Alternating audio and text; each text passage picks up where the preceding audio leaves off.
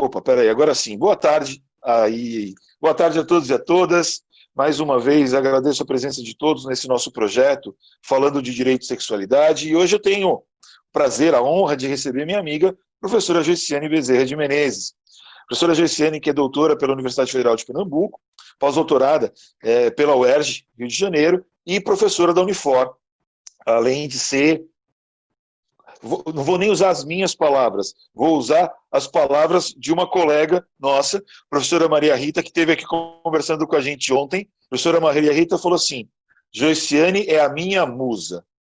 Ponto. Oh, Maria Rita Então, é minha amiga, né? Aí fica difícil. e temos isso gravado, tá? Então, mas eu disse para ela que essa semana eu ia abusar do poder feminino do Nordeste, que foi ela e você na mesma semana. Então, foi para mostrar a potência da conversa.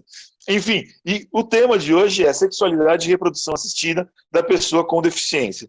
Joiciane, muito obrigado por aceitar o convite, sempre muito atenciosa e carinhosa comigo, eu só posso te agradecer, como sempre.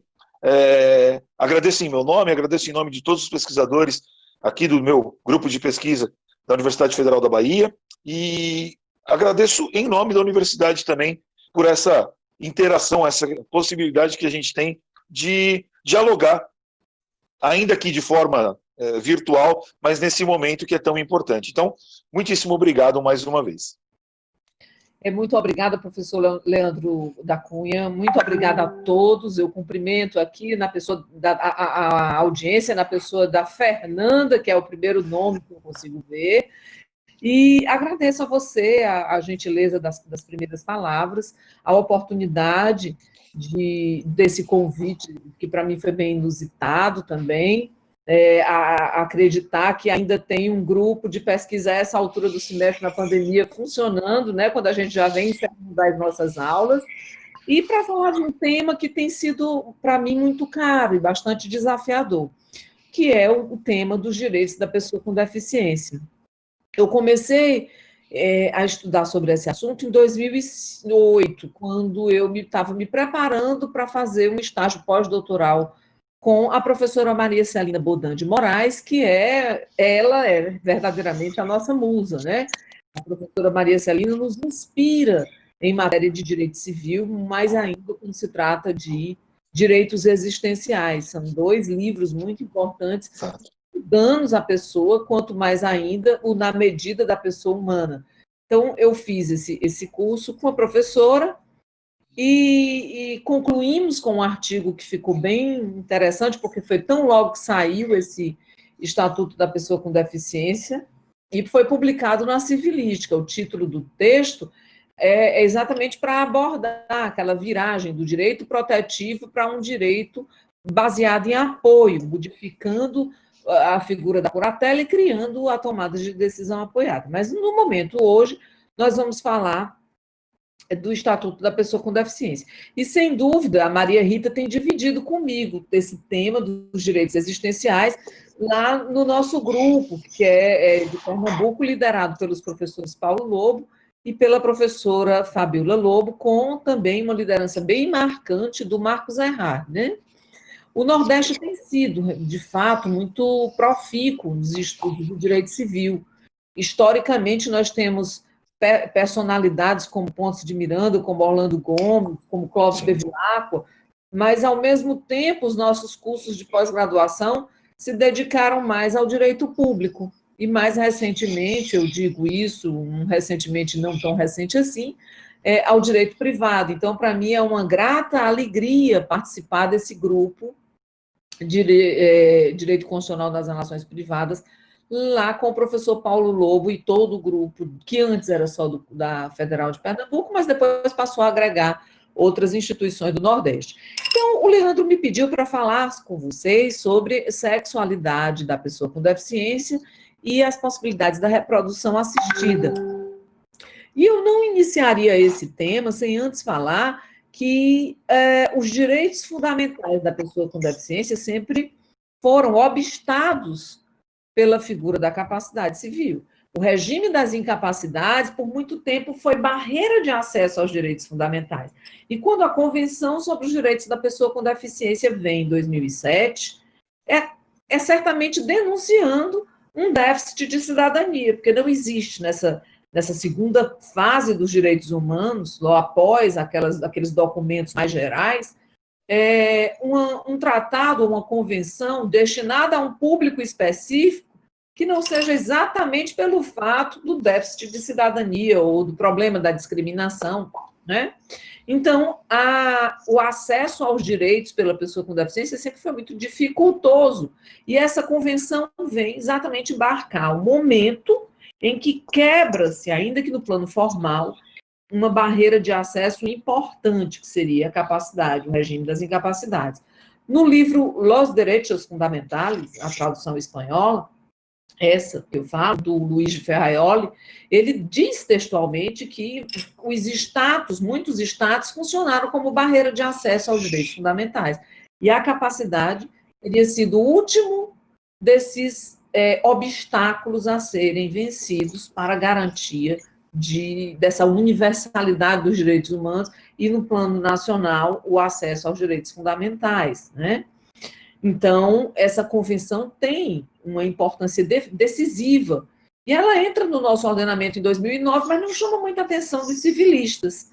Então, foi naquele período que eu queria encontrar um tema que pudesse me alavancar com alguma vantagem, vamos dizer, pelo menos pela curiosidade para o pós-doutorado, e aí eu encontrei esse tema. Eu vinha estudando antes, Leandro, também direitos existenciais, mas a autonomia da pessoa usuária de droga na internação psiquiátrica. Aliás, minto, a autonomia do paciente psiquiátrico nas internações psiquiátricas involuntárias, né? Sim. Então, ali foi uma continuação para estudar aí a pessoa com deficiência com essa convenção. Eu já vinha analisando a autonomia num público cuja capacidade era posta em xeque, né? Certo. E aí, essa convenção que me chama bastante atenção.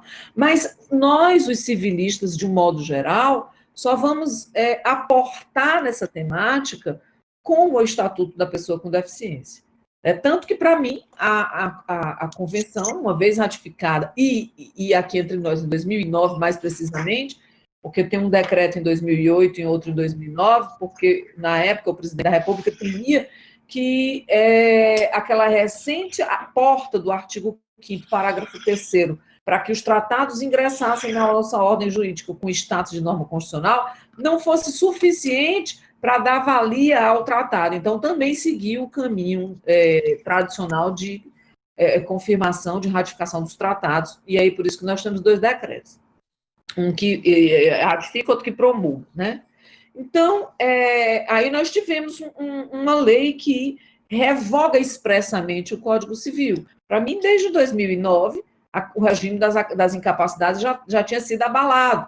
Para mim, desde 2009, o direito da pessoa com deficiência à igualdade, a afirmação da sua dignidade e da sua personalidade já tinham sido consignadas, inclusive como norma constitucional. Mas a gente não tinha isso ainda num estudo mais cotidiano, mais corriqueiro do direito civil, né?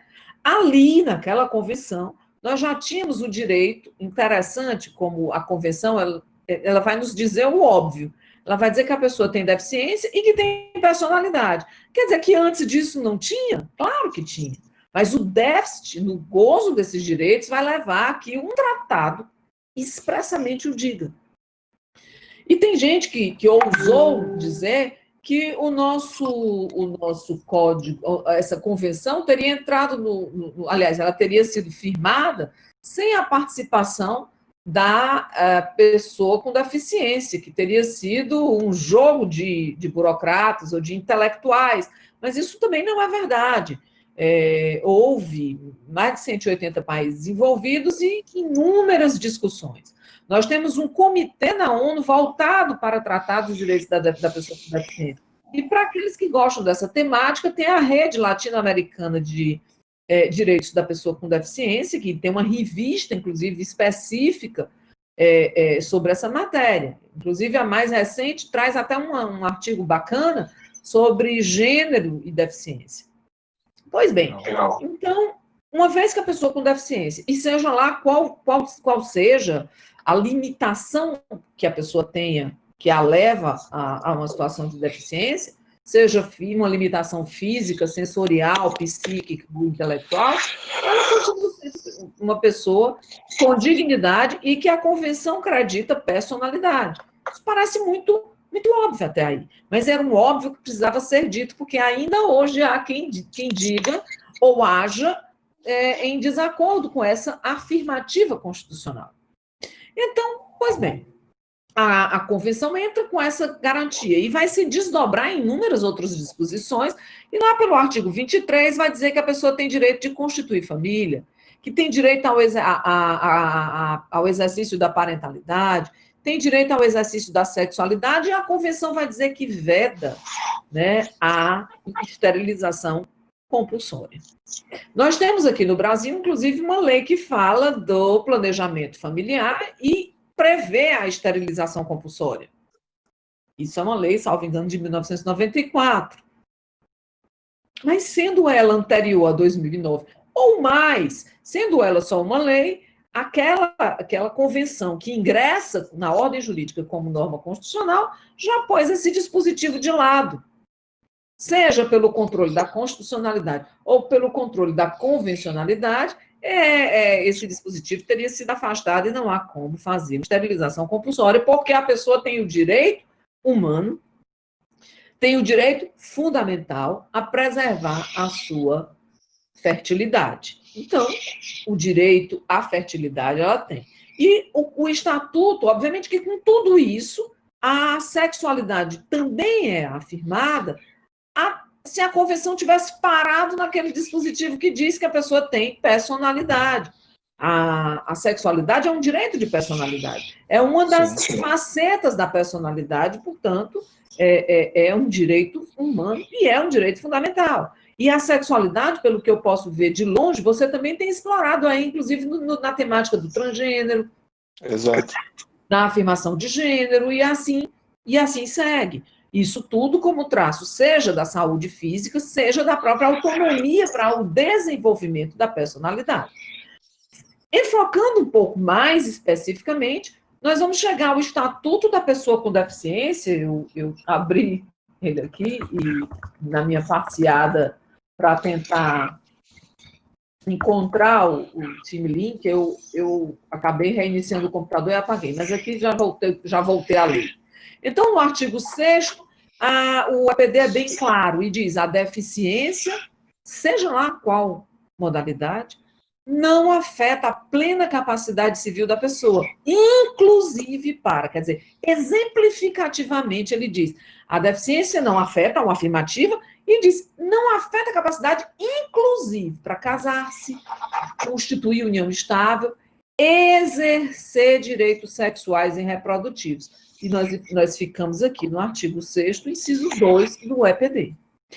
Aí você diz, mas como é, então, que eu vou conjugar o exercício da sexualidade com a vulnerabilidade? Porque, de todo modo, é possível que uma pessoa com deficiência, igualmente uma deficiência psíquica de moderada ou de média a grave, amplie a situação de vulnerabilidade e a pessoa, portanto, tenha dificuldade em consentir determinada prática sexual. Será que isso deixaria de ser considerado um estupro, né? Como é que se dá, então, como é que se concilia o exercício dessa sexualidade com a proteção em face de eventual comportamento violento? Então, nós vamos ter que realmente fazer uma análise sistêmica dessa temática. Porque eu não posso, em nome do risco da violência, cercear um direito, mas, ao mesmo tempo, uma vez que afirmo a capacidade da pessoa, e inclusive o direito à sexualidade, não posso deixá-la à mercê de lobos, né, sob risco de abuso. Então, eu tenho que caminhar de modo sistemático nessa minha interpretação, sem perder de vista nunca o objetivo central da Convenção, que é o reconhecimento da dignidade, a inclusão, a igualdade e a não discriminação. Toda solução tem que contar com esse ditame finalístico. Se a gente olha aquele decreto que trata de como interpretar os tratados, eu não vou saber de cor aqui, mas em algum dos documentos que eu escrevi, dos artigos que eu escrevi do estudo, esse tratado vai dizer que eu não posso produzir uma interpretação sobre o que envolva um determinado tratado ou convenção com um viés contrário ao objetivo central da própria convenção, entendeu? Deu para perceber? Então, eu tenho que admitir que a pessoa tem direito à sexualidade, mas, ao mesmo tempo, a própria convenção diz que essa pessoa com deficiência ela vai requerer apoio. E, a depender da limitação que ela sofre, física, intelectual ou sensorial, ela pode precisar de apoios, e esses apoios devem ser providos por parte do Estado, da sociedade e da família. Então, uma pessoa com algum tipo de deficiência intelectual ou psíquica, a gente concentra a questão da sexualidade aqui, porque não há... Está havendo algum problema? Estou ouvindo um ruído aqui. Ninguém possibilidades nem sexualidade da pessoa com deficiência física. É mais tolerável, muito embora a gente ainda veja que há um tabu quando correlaciona sexualidade e deficiência, né? Tem até algumas charges que no humor que chama a atenção para esse tabu, né? Olha lá, uma pessoa grávida numa cadeira de roda e diz, quem fez isso com ela, né? Como se a pessoa com deficiência também não tivesse acesso à sexualidade e à reprodução, né? O direito de reprodução, de constituição de sua própria família pela parentalidade. Então, é uma garantia constitucional, portanto. Mas, puxando um pouquinho mais para cá, o que nós precisamos perguntar é como, e aí seria um ponto mais nevrálgico dessa temática, é se a pessoa intelectual ou psíquica teria esse direito. E como conciliar esse direito com uma proteção que evite eventual abuso, como no caso do estupro, porque a legislação penal diz que considera estupro não consentido o ato sexual com pessoa que lá ainda fala incapaz, né? Mas, enfim, aqui a gente tem que analisar sempre numa perspectiva sistêmica.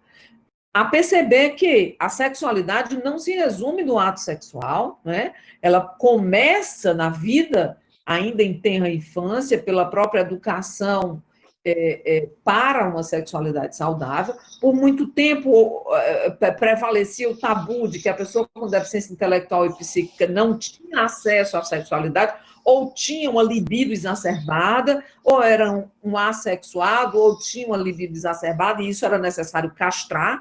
Tem estudos na área da psicologia e da pedagogia que mostram, esse estudo está naquele livro da Heloísa, a gente colocou um capítulo pertinente a casamento, a gente traz esse estudo, em que mostra que as famílias muitas vezes recusavam a conversar com as crianças e adolescentes com deficiência intelectual ou psíquica para não despertar o interesse pelo tema, exatamente partindo dessa premissa de que ou a pessoa com deficiência seria assexuada ou teria uma libido que não deveria ser alimentada.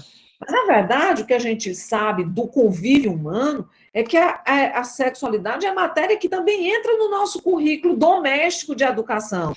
Né? É necessário conversar sobre sexualidade e os pais fazem isso com os seus filhos ao longo da vida, não necessariamente falando sobre coito, mas falando sobre o corpo, falando sobre saúde corporal, sobre autoconhecimento, né? Falando sobre saúde mesmo. E, assim, nesse aspecto, o que há é um déficit na educação,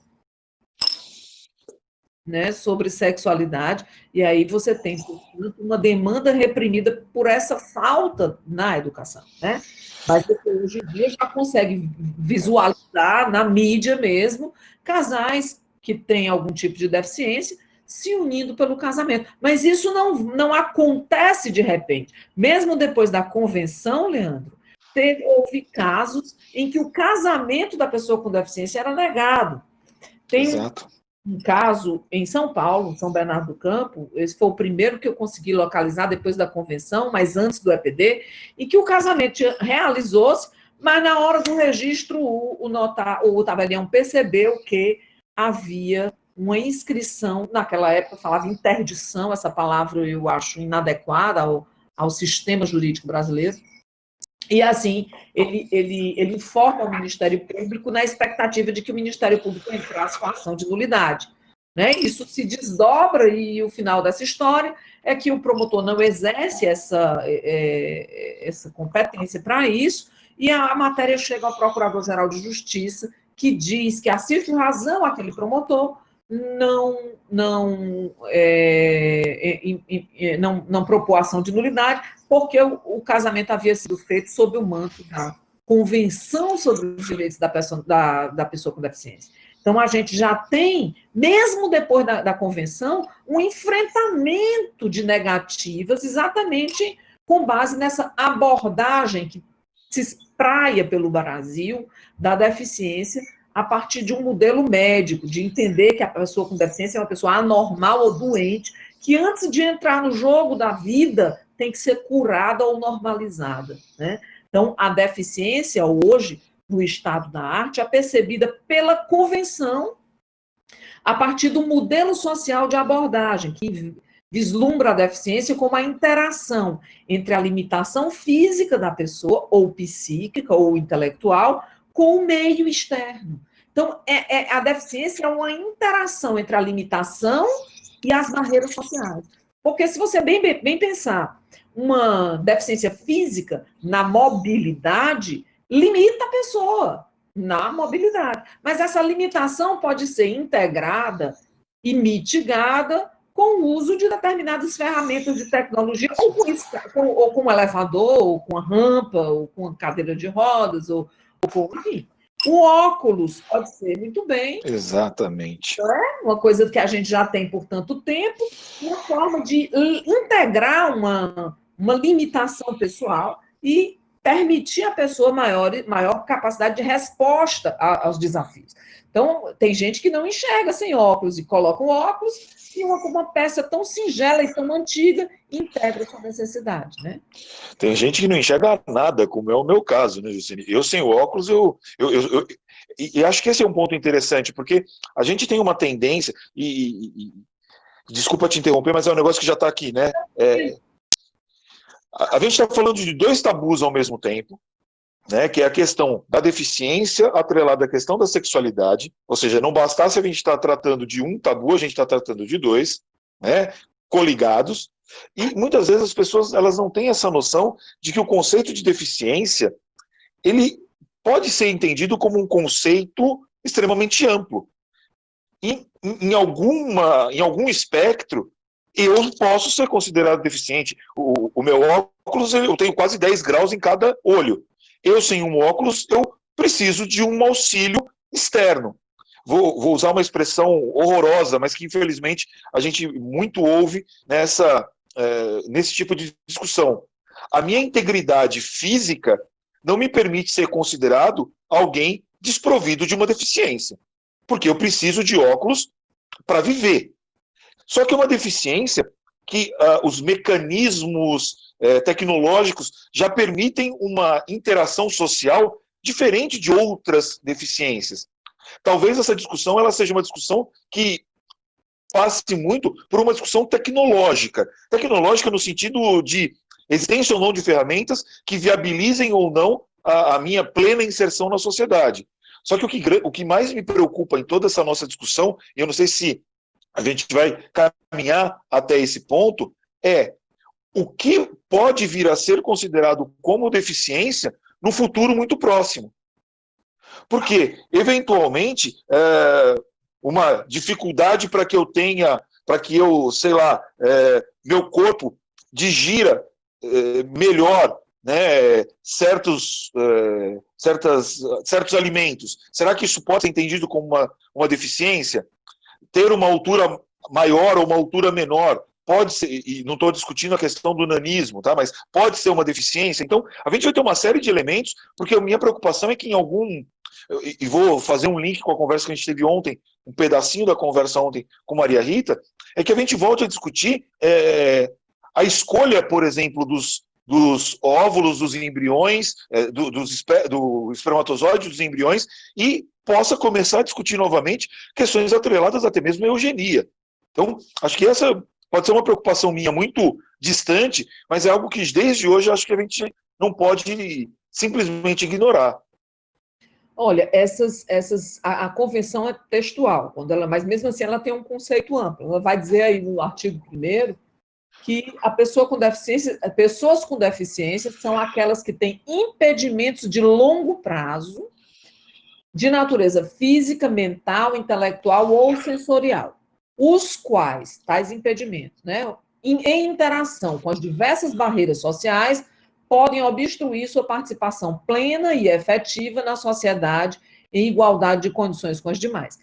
Muito provavelmente você, nessa sua limitação visual, ainda não vai ser considerado uma pessoa com deficiência visual, porque vai ter uma norma que vai dizer o que é considerado deficiência visual, como também deficiência auditiva. Tem lá níveis, né? Isso pode ser de uma forma ruim, porque, por exemplo, na Espanha, a deficiência tem que ser uma limitação de 33%. Aí você diz, como é que é 33%? Como é que a FAO fere isso, né? A convenção, o nosso EPD tem um dispositivo que teve a vigência um pouco mais tardia do que o próprio EPD como um todo, e dispunha que era necessário criar uma comissão, né, multidisciplinar para decidir o que seria deficiência. Então, a gente vai ter essa zona gris, né, onde alguém vai dizer, isso aqui é uma deficiência, esse outro não vai. Por exemplo, o transtorno do espectro autista precisou de uma lei, porque teve épocas que não eram considerado deficiência. Países como a Espanha também, outras pessoas que têm doenças crônicas, que pretendem os benefícios que a convenção dá, mas lá existe uma resistência a isso, em não conceder. Aqui, entre nós, é possível conceder. Aqui, o idoso já tem muitos benefícios que a convenção traz, né? Então, a gente pode ainda ter essa outra discussão, né? Que você tem razão. Primeiro, determinar o que seria essa deficiência. Mas há situações, como na deficiência intelectual e psíquica, que pode se tornar um pouco diferenciado. Mesmo assim, existem pessoas que têm um coeficiente de inteligência mais baixo, mas elas ainda não são consideradas uma pessoa com deficiência intelectual. Então, é necessário a gente recolher nossas pastas e esperar que a equipe multidisciplinar defina, né? Até porque, como a deficiência é essa interação entre a limitação e as barreiras sociais, que vai produzir o impedimento, é necessário saber quando é que essa limitação que você tem lhe impede de participar efetivamente da vida social, política, civil, né? Então, é necessário visualizar isso. Nesse momento que nós estamos vivendo, que está fazendo uma reviravolta na nossa vida, né? Nós estamos nesse encontro virtual e tantos outros encontros virtuais houve exatamente nesse momento em que nós não podemos nos encontrar presencialmente, né? Promoveu muito mais eventos do que no antigo normal, né? Pois um futuro pode nos... A partir de uma pandemia como essa, nós podemos antever coisas que só aconteceriam muito longe, como a educação à distância, ou o esquecimento de determinadas profissões que vai legar aí um sem número de pessoas sem condição de inserção no mercado, porque a sua capacidade laboral é reduzida para enfrentar os novos desafios. Mas eu não estou chamando de pessoa com deficiência, no entanto, vou chamar pessoa com deficiência de direito, déficit de cidadania também.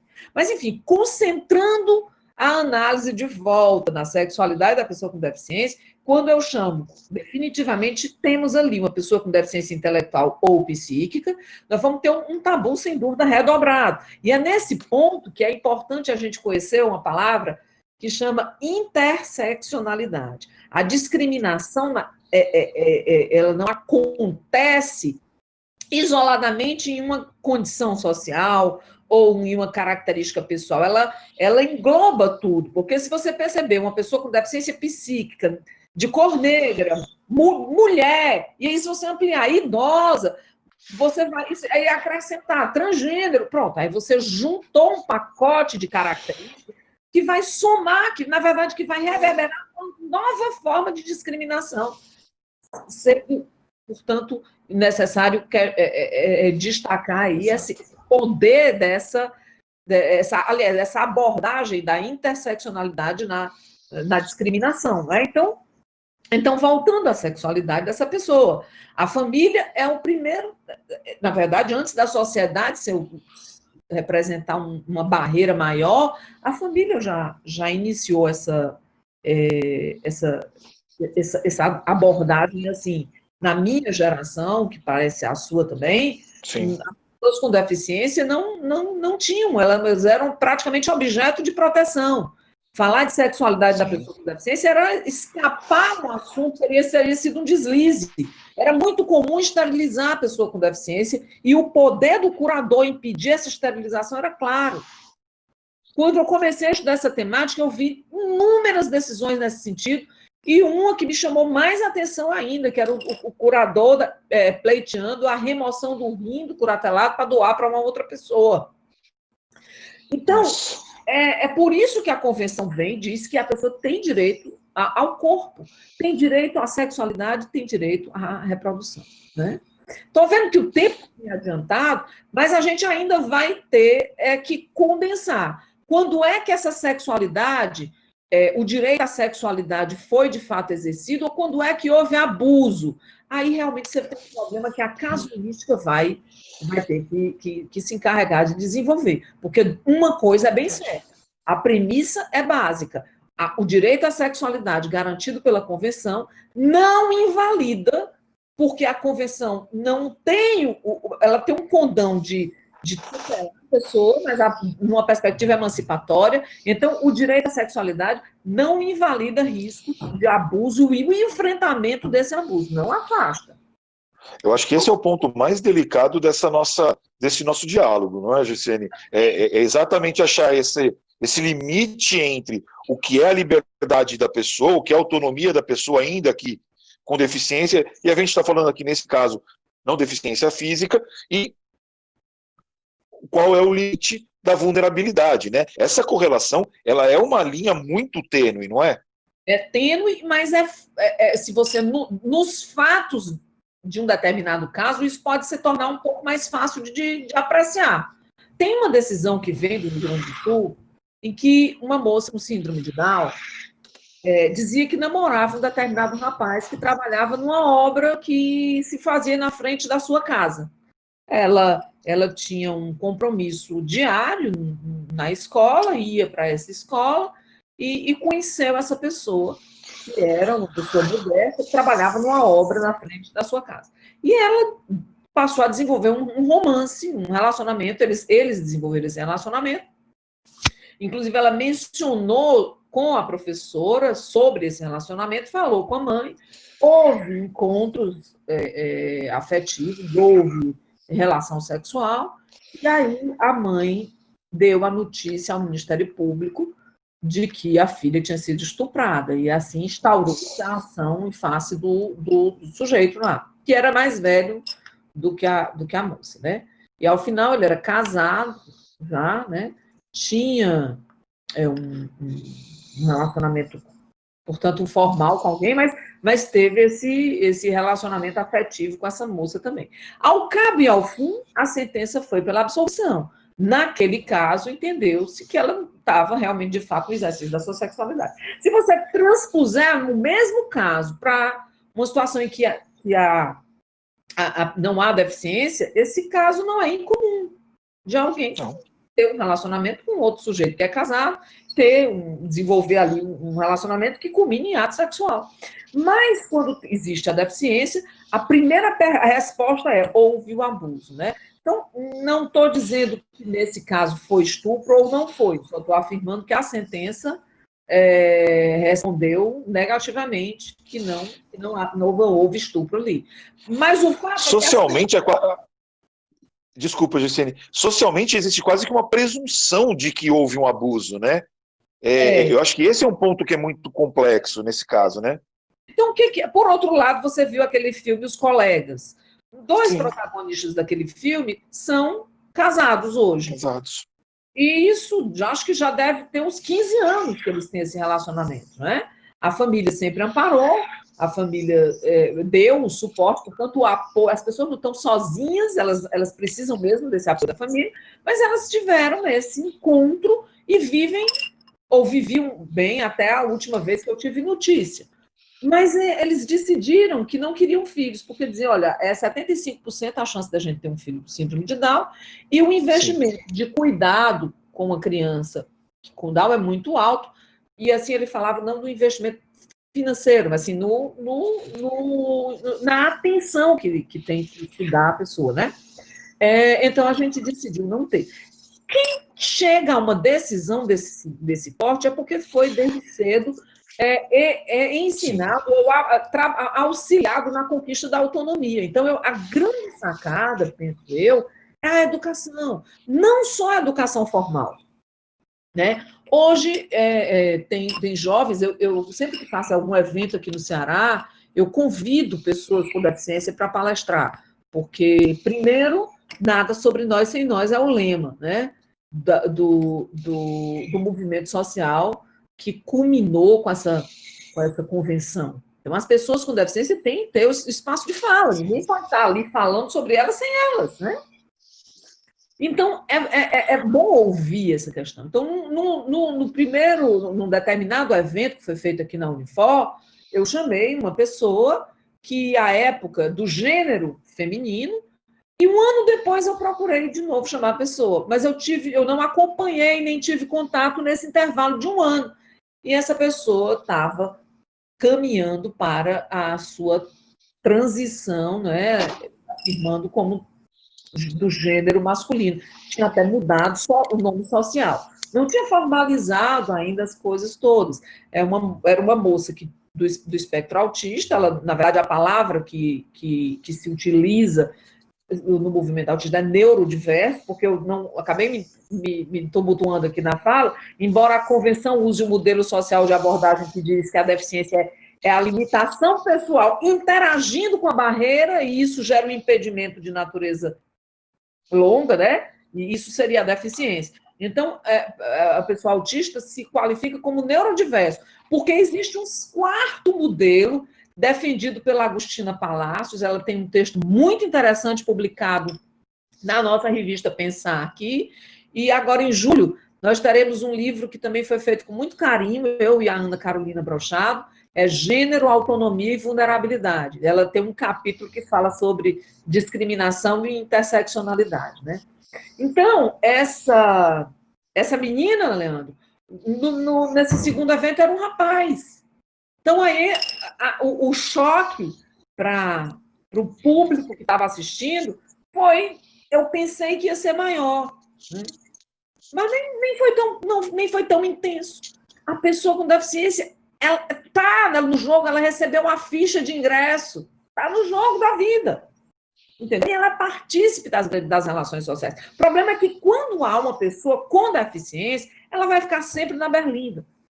Eu tenho, por exemplo, uma moça que foi minha monitora, hoje é um rapaz transgênero e se afirmou a sua identidade, já tem identidade de OAB com o seu nome masculino, o gênero masculino. Sim. Mas ninguém discute isso e vê que isso é um fato decorrente da sua autonomia. Se o mesmo movimento é feito por uma pessoa com alguma deficiência, ela vai estar na berlinda e vão dizer, olha aí como não devia ter a capacidade. Agora, uma coisa é a deficiência não obstar a capacidade. Outra coisa é essa limitação de caráter permanente implicar vulnerabilidade. A vulnerabilidade pode perseverar a despeito da capacidade jurídica ter sido reconhecida. E nesse ponto é que eu acho que o nosso sistema jurídico vai ter que se ajustar.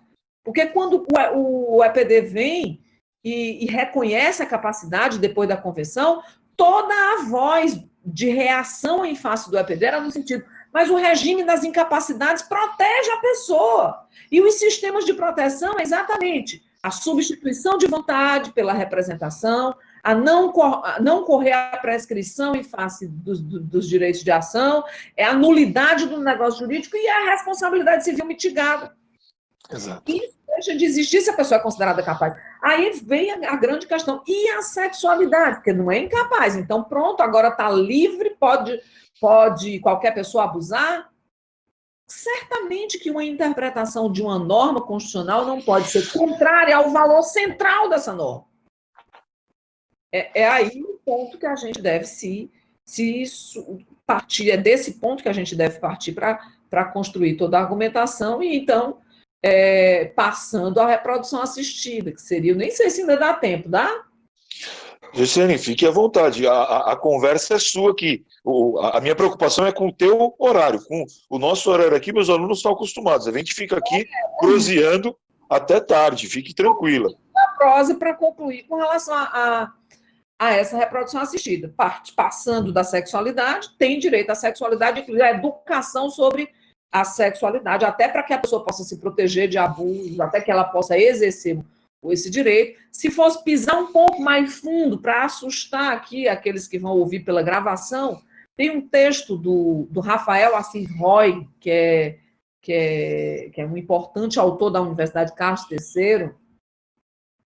Ele vai dizer, ele tem um texto interessante sobre assistência e sexualidade, né? Você olha de princípio e fica um pouco sem entender, mas ali já fala da possibilidade de um apoio no exercício da sexualidade, inclusive do ato sexual.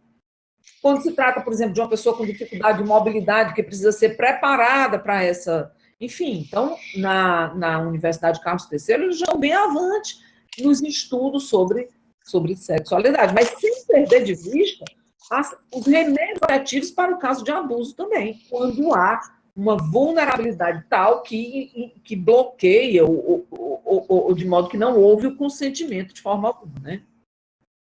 Mas esse consentimento não pode ser pautado, se houve ou não houve consentimento, pela deficiência, porque a deficiência não pode ser critério de discriminação. Por isso que tem que se observar o caso concreto. Quanto à reprodução, a pessoa também tem direito à reprodução.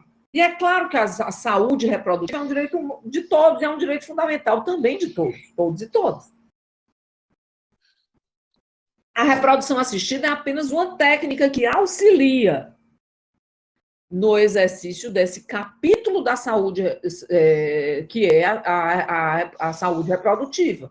Então, nesse caso, nós teríamos também uma abertura da Convenção e do Estatuto para esse direito. Então, só reforçando que os princípios que lastreiam a Convenção é o respeito à dignidade inerente a qualquer pessoa, a autonomia individual desse sujeito e incluir a liberdade para fazer suas próprias escolhas. Agora, não segundo aquela figura abstrata, ideal que nós pensamos na modernidade, que exerce uma autonomia insular. Na verdade, tem autores como a Eva Krita que diz que essa autonomia insular, isolada, não é de ninguém. Nós estamos sempre precisando nos ancorar, nos apoiar em alguém para exercer melhor nossas escolhas. O segundo princípio é o da não discriminação, e aí segue a plena e efetiva participação e inclusão na sociedade, por isso que você não pode discriminar em função da deficiência. Igualdade de oportunidade, acessibilidade, essa acessibilidade não é só no ambiente arquitetônico, e igualdade entre homem e mulher, de gênero, né? Então, quando a Convenção fala de todos esses princípios, ela já dá uma ficha importante para que a pessoa entre no jogo, que é a capacidade civil. E não uma capacidade só de gozo, mas também a capacidade de exercício, ainda que para esse exercício a pessoa venha a requerer apoio. E aí a Convenção deixou a cargo de cada Estado a competência para construir esses mecanismos de apoio. Nós fizemos a tomada de decisão apoiada e temos a curatela, esse apoio formal. Alguns até discutem se a curatela é mesmo um instrumento de apoio ou não. No planejamento familiar, a pessoa vai seguir com iguais direitos, seja pela previsão disso na Convenção, seja a previsão disso no Estatuto da Pessoa com Deficiência. Então, o artigo 23, item 2 da Convenção, diz que a pessoa tem direito e responsabilidades, né? E as responsabilidades pertinentes a afiliar, a constituir, a exercer os seus direitos reprodutivos, mas também para exercer guarda, custódia, curatela e adoção de crianças. Só que nesse momento, quando envolve agora uma adoção, um pedido de guarda, a gente vai ter os outros instrumentos que tratam do direito da criança. E quando envolve criança, nós também vamos ter aí o princípio do superior interesse, porque entra em cena a doutrina da proteção integral. Porém, em todos os casos aqui, a gente vai ter que cotejar. Na verdade, o nosso grande trabalho é coligar, correlacionar interesses merecedores de tutela. A razão de ser da nossa existência e talvez o motivo pelo qual nós não seremos superados pela inteligência artificial. Essa nossa sensibilidade de perceber a realidade e a nossa capacidade intelectiva de ponderar os interesses merecedores de tutela, buscando a melhor alternativa possível. Então, quando se trata de adoção de criança ou de guarda, é necessário pensar no melhor interesse da criança, mas como se pensa em qualquer processo de adoção. Não é só porque do outro lado tem alguém com deficiência. Bom, a convenção, nesse ponto, ela faz um giro de 180 graus, porque ela própria reserva um artigo inteiro para conscientização, sobretudo da família da pessoa com deficiência, no artigo 8º, porque muitas vezes é a família da pessoa com deficiência que a afasta dessas possibilidades por não acreditar na sua competência para realizar aquele projeto. E muitas vezes esse projeto deve ser acompanhado mesmo do apoio da família. Por isso, nem sempre as pessoas com deficiência psíquica e intelectual mais grave vão chegar a esse momento de constituir, até de decidir constituir família, ou de buscar a reprodução assistida, que agora vai envolver a profissão dos médicos, né? Então, uma vez que eles vão atuar, e isso nós não temos regra jurídica primária, nós vamos ter resoluções do Conselho Federal de Medicina sobre reprodução assistida, então, ali vai regular como os médicos vão atuar, né? A grande questão é como é que uma convenção, como é que uma resolução do Conselho Federal de Medicina pode se impor tanto à vida das pessoas e ao exercício dos seus direitos fundamentais, né? Isso é uma longa discussão. Ontem a gente falou exatamente sobre isso. Uma das partes da nossa conversa com Maria Rita foi exatamente sobre isso. E eu comentei com os alunos, até indiquei para que eles assistissem a parte final da reunião do Conrep que você me convidou para acompanhar, em que o professor Paulo Lobo fala exatamente sobre isso, né? Da força do Conselho Federal de Medicina e até do CNJ, né? De como tudo isso se estrutura. Exatamente. Então, no âmbito da saúde, a convenção vai assegurar que os estados não podem discriminar a pessoa. Inclusive, tem na convenção capítulos específicos que se dedicam a como o consentimento informado dessas pessoas com deficiência devem ser colhidos, como a informação deve chegar a elas. De fato, uma forma de superação da barreira é a própria barreira da comunicação, né? Então, todos os profissionais da saúde devem acolher a pessoa com deficiência, considerando as suas necessidades. E assim, o Estatuto, voltando agora para o Estatuto da Pessoa com Deficiência, diz que até as operadoras de saúde, de plano de saúde, ou os seguros privados de saúde, são obrigados a garantir à pessoa com deficiência os mesmos direitos que são garantidos às demais pessoas. Então, nós vamos encontrando aqui a tessitura do direito da pessoa com deficiência à saúde, e inclusive a saúde reprodutiva. Mas vamos esbarrar na resolução 2168 do Conselho Federal de Medicina, que vai dizer que há aqui algumas balizas gerais para orientar a reprodução assistida, a utilização das técnicas de reprodução assistida. Então, a resolução já vai de cara dizer que os pacientes que terão acesso às técnicas devem ser capazes.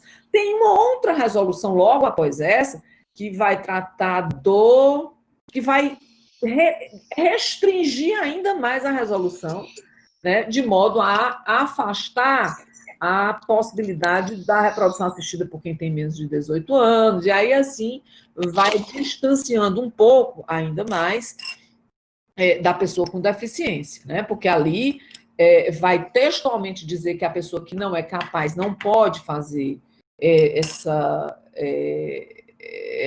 se utilizar dessas técnicas, vai definir a idade máxima vai requerer o consentimento informado, vai dizer que as técnicas não podem ser utilizadas para selecionar sexo ou para eliminar características, portanto, nem é possível que duas pessoas com deficiências venham pleitear que o médico programe aquela reprodução para que nasça um filho com a mesma deficiência, nem é possível também utilizar isso para, como você falou no começo da nossa conversa, como uma forma de eugenia para eliminar aquele gene que possa trazer limitação ou impedimento de natureza permanente, porque isso acabaria funcionando como uma eugenia, que no Brasil, inclusive, já houve, né? Sim. Né? Então, dito isso, essa deficiência física, psicointelectual, em tese, não pode, pela convenção e pela lei, limitar o direito que a pessoa tem à reprodução assistida. Se ela tem, portanto, condição de consentir, ela terá direito a esse acesso à maternidade, né, ou à paternidade por essa via. Okay? Na unidade do nosso ordenamento, nós não poderíamos ter essa limitação. A porta fechada seria do próprio Conselho Federal de Medicina, nessa segunda resolução que é mais recente, de 2017, em que ele vai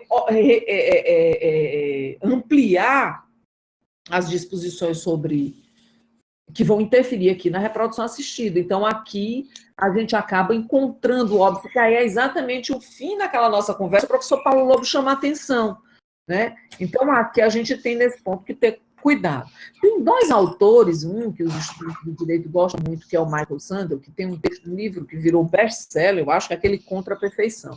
E ali ele tem o caso de duas mulheres, elas eram gays, viviam juntas e eram surdas e queriam um filho também com igual surdez. O mesmo assunto é tratado pelo Andrew Solomon, no livro Longe da Árvore, que é um livro excelente para quem estuda essa temática da pessoa com deficiência. E ali ele também cita esse caso, né?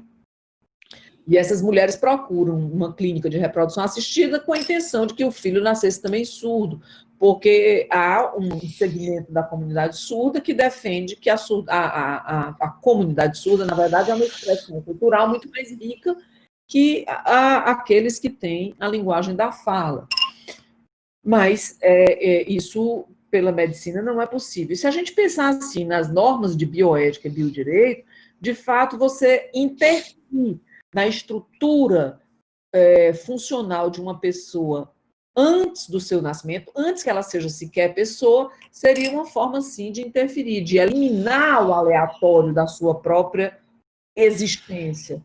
O Habermas tem um livro intitulado Futuro da Natureza Humana, onde ele diz que é necessário, para respeitar até a autonomia do sujeito que virá, atender a um certo imperativo universal, que pergunta, né, se aquela intervenção seria de fato aceita por todos, qualquer um poderia aceitar essa intervenção. Então, ele rechaçaria qualquer possibilidade de intervenção em genes para determinar características pessoais, salvo se fosse para eliminar uma doença genética, como, por exemplo, a hemofilia, né, uma doença mesmo que viesse, porque ele supõe ali que a resposta de qualquer pessoa seria assim, não, eu desejaria que alguém tivesse feito essa intervenção lá na minha concepção para que eu não tivesse essa doença, mas não para evitar características, e até porque hoje o modelo de abordagem que é o modelo da diversidade, da abordagem da deficiência pela diversidade, vê na deficiência uma característica como tantas outras que diferenciam as pessoas, e não como um demérito, uma limitação propriamente, aliás, algo que a diminua, mas sim apenas que a diferencia. Então, e você acaba de chegar no terceiro tabu, né, Gessene? Porque a gente já teve o tabu da sexualidade só, já está discutindo há algum tempo o tabu da pessoa com deficiência, e agora você consegue, né, você não, né, mas assim, a gente é obrigado a discutir um terceiro tabu vinculado ao mesmo tema, a questão da engenharia genética, né? Então, isso mostra o tamanho da complexidade da discussão que a gente está tendo. Que seria essa discussão que é sobre melhoramento genético, né? Então, até que ponto gente que defende e diz assim, mas na minha casa eu já faço melhoramento genético, meu filho tem uma alimentação balanceada, ele estuda em colégio tal, ele faz atividade tal. Pois é, mas isso só vai interferir na vida dele.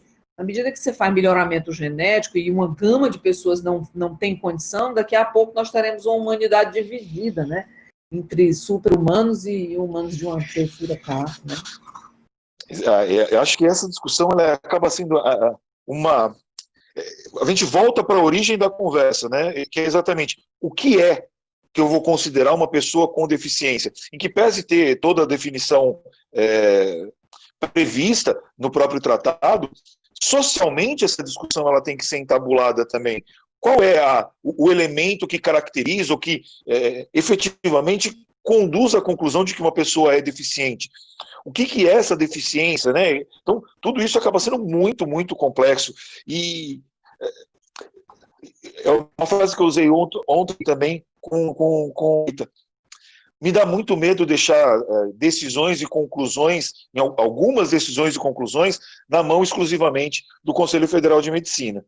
Porque a gente acaba tendo um conselho de classe definindo sobre coisas que tecnicamente não deve ser a atribuição exclusiva ou adequada a eles. Então, acaba sendo muito, muito complicado. E enquanto você falava, eu fiz uma anotação aqui que é uma coisa que a gente às vezes não percebe. Toda discriminação que a gente tem na sociedade, normalmente, é uma discriminação que tem por objetivo diminuir a outra pessoa. Só que no caso da pessoa com deficiência, essa discriminação ela vem acobertada por uma ideia de que se está protegendo aquela pessoa. Eu acho que isso torna essa discriminação também muito diferente das outras modalidades de discriminação que a gente tem na sociedade. Aí acho que seria a discussão sobre os limites do paternalismo jurídico, né? Até que ponto, até que ponto a gente... Até que ponto seria você deve proteger a pessoa dela mesma, né? Por isso que tem aquelas soluções do paternalismo libertário de permitir um maior nível de autonomia cada vez maior às pessoas, né? Concordo contigo, é bem sentido. Eu tenho uma pergunta para te fazer, eu não sei se você tem ainda mais algum ponto que você tenha planejado tratar, mas eu tenho uma pergunta aqui que me consumindo aqui para te fazer. Posso? Claro. Acho que um dos grandes focos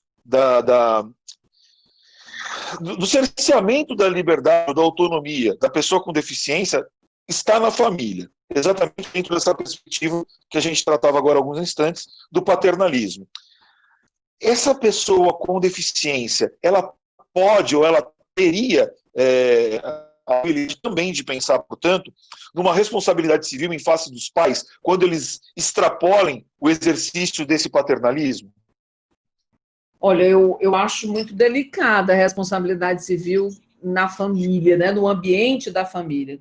Você tem o artigo 1590, que diz que as normas relativas à guarda e alimento se estendem, ali fala aos filhos incapazes, né? Claro que a gente não chama mais a pessoa com deficiência de incapaz, porque a convenção é clara quanto a isso e o EPD também. Você tem o artigo 928, falando de responsabilidade civil, o dano que a pessoa incapaz causa, né? Mas aí, mais uma vez, seria assim. Então, no caso das relações intrafamiliares, Leandro, eu acho que a gente foi construindo a responsabilidade civil a partir muito mais da doutrina e da nossa jurisprudência. Hoje a gente fala de abandono afetivo, que seria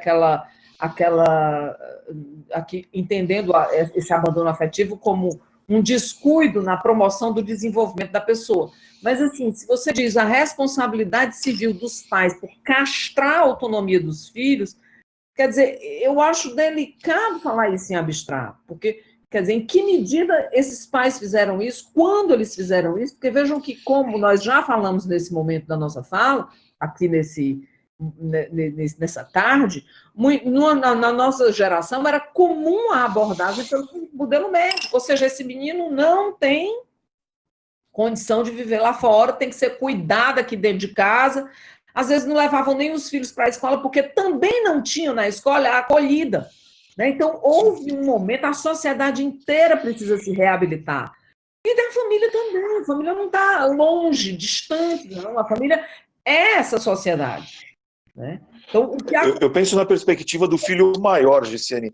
A minha preocupação é na perspectiva do filho maior, não do filho menor. Eu vou usar o exemplo que você deu para ver se a gente consegue criar essa relação que para mim também era muito delicada. A história que você relatou da moça que tinha que ia para a escola, acho que era portadora de síndrome de Down, que ia para a escola, que teve um namorado. Nesse caso, imagine que ele não fosse casado, tá? Mas nesse caso, a mãe procura a polícia e fala que a filha dela foi vítima de estupro, sendo que não foi. Essa menina pode dizer que a mãe, por exemplo, cerceou o planejamento familiar dela, impediu o desenvolvimento pleno do projeto familiar dela, e por isso seria, então, o caso de se pensar numa responsabilidade civil. Eu sei que eu estou aqui destruindo toda a relação familiar possível e existente, tá? Mas imaginem numa história como essa, que acredito eu que não seja tão impossível de se efetivar na prática, né? Nós teríamos, no primeiro momento, que os pressupostos da responsabilidade civil. Primeiro, o dano, né? Você teria que definir qual é o dano. Segundo, a responsabilidade é subjetiva, portanto, a conduta da mãe teria que ser culposa, e aqui, mesmo que eu use o conceito de culpa objetiva, teria que ser um conceito de culpa desviado do que seria esperado, e aí eu estou, nesse momento, numa sociedade que é assim. Essa mãe foi forjada nessa sociedade. Então, acho que seria muito pouco provável isso. Mas eu traria um outro exemplo. Numa outra ocasião que eu estava dando uma palestra presencial, uma pessoa me levantou da plateia, e ele era uma pessoa surda, inclusive professor de Libras na universidade onde eu trabalho. E ele relatou um caso e fez uma pergunta no final. E o caso que ele relata foi o caso de uma moça surda, com deficiência visual ou auditiva, portanto, que casou, e quando casou, não engravidava, e aí ele foi ao médico, descobriu que ela tinha sido esterectomizada, ou seja, tiraram o útero dela sem o seu consentimento, sem nem que ela soubesse. Então, a mãe consentiu nessa, né? E isso aconteceu antes da convenção, né? Então, antes da convenção, como é que isso lidava, né? Quer dizer, vou ter que trabalhar esse assunto com a legislação material de então. Mas se acontece isso hoje, sem dúvida o caso da Constituição Civil. Porque autorizar o que é inautorizável seria não só em face desses pais, como em face do próprio profissional da saúde que fez isso. Porque eu te fiz essa pergunta e baseei toda a construção do meu raciocínio exatamente em tudo aquilo que você veio construindo nessa nossa fala. Se essa conduta pudesse ser considerada como uma conduta ilícita numa relação entre pessoas entre as quais não tivesse ninguém portador de alguma sorte de deficiência, quando isso acontece com alguém ou com uma pessoa portadora de alguma deficiência, também haveria como consequência a responsabilidade civil. Se a mãe fizesse isso com quem não tem nenhuma deficiência, no máximo ela poderia incorrer o quê? Em litigância de má-fé? Que isso pode desdobrar em dano material ou em dano moral? Mas então, a própria mãe, quando agiu naquele caso, ela agiu sem dúvida na mais clara boa-fé. Ainda tem um dispositivo penal que dá margem a essa conclusão. Ela não estaria longe, tão distanciada da conduta esperada, não. Né? Agora, a Convenção sabe que lá em 2007, a ONU já sabia o que teria que ser enfrentado. A gente aqui vive um momento em que o direito vai promover mudança social. Como aconteceu no direito ambiental, no direito do consumidor. O Estatuto da Criança e do Adolescente, quando foi promulgado, causou um reboliço imenso. Porque a forma de abordagem muda. Mas agora o Estatuto da Pessoa com Deficiência, a mudança ainda é tanto maior, porque são séculos de obscuridade no trato da pessoa com deficiência. Primeiro excluindo-a do convívio, excluindo-a da possibilidade de participação social, de constituição de uma vida pessoal, né? Então, agora, para que a sociedade compreenda isso, já será um grande passo. E outra coisa, o investimento, e falo sempre que eu falo investimento, estou falando aqui no sentido que o Ronald Dworkin usa, o cuidado, a atenção, a disposição, a energia, a dedicação que se dá à pessoa com deficiência para que ela vá alcançando a autonomia é maior do que aquela que não tem uma limitação. Entendeu? Então, nesse aspecto, é preciso compensar o cuidado em políticas públicas, na ordem econômica, porque quem é que vai conseguir realmente prover a pessoa com deficiência de condições para que ela venha exercitar a sua autonomia? É quem vai ter mais recursos. Né? Essa pandemia está colocando em foco a necessidade de que o cuidado não seja um assunto da alcova doméstica. O cuidado tem que ser um assunto publicizado para com as pessoas. Né? Eu tenho clientes que têm filho com alguma limitação, que pleiteiam, por exemplo, redução de jornada de trabalho e muitas vezes não conseguem. Porque a atenção que tem que se dar é muito maior do que uma criança. Maior. Né? Mas a gente faz questão de passar de largo. Quando o EPD veio, e tem o artigo 28 e 30, que diz que as escolas devem oferecer o suporte necessário, a Federação das Escolas Particulares de cara já entrava com a ação de inconstitucionalidade daquele dispositivo. O STF, ao final, decidiu que eram constitucionais, sob a relatoria do nosso ilustre ministro Fachin. Sim. Então, as minhas palavras eram essas aí. Sensacional. Deixa eu até fazer um último questionamento meu, para a gente. Eu sei que já tomei além do tempo que a gente havia combinado, mas eu acho que é importante a gente passar isso para os alunos.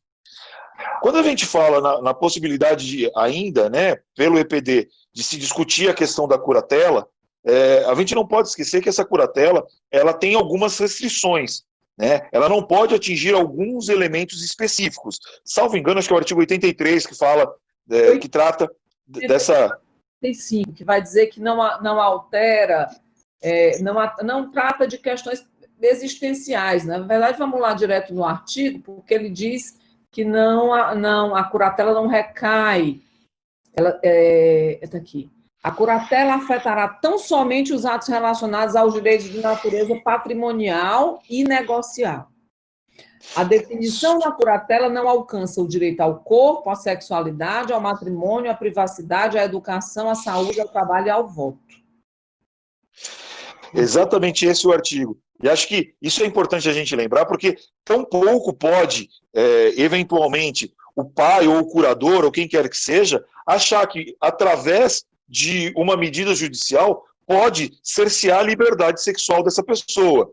Ou seja, não, vou pedir para o juiz impedir que essa pessoa tenha liberdade sexual ou tenha liberdade de se casar, matrimonial, enfim, ou qualquer coisa dessa natureza, né? Eu acho que esse ponto é um ponto muito relevante que a gente precisa considerar, né, Gessiane? Do ponto de vista jurídico, a curatela não recai sobre esse assunto, não, né? Saúde, mas a gente sabe que tem algumas decisões que acabam extrapolando, levando lá o curador a tratar de questões relacionadas ao corpo, à saúde. Às vezes a pessoa está fazendo um tratamento, né?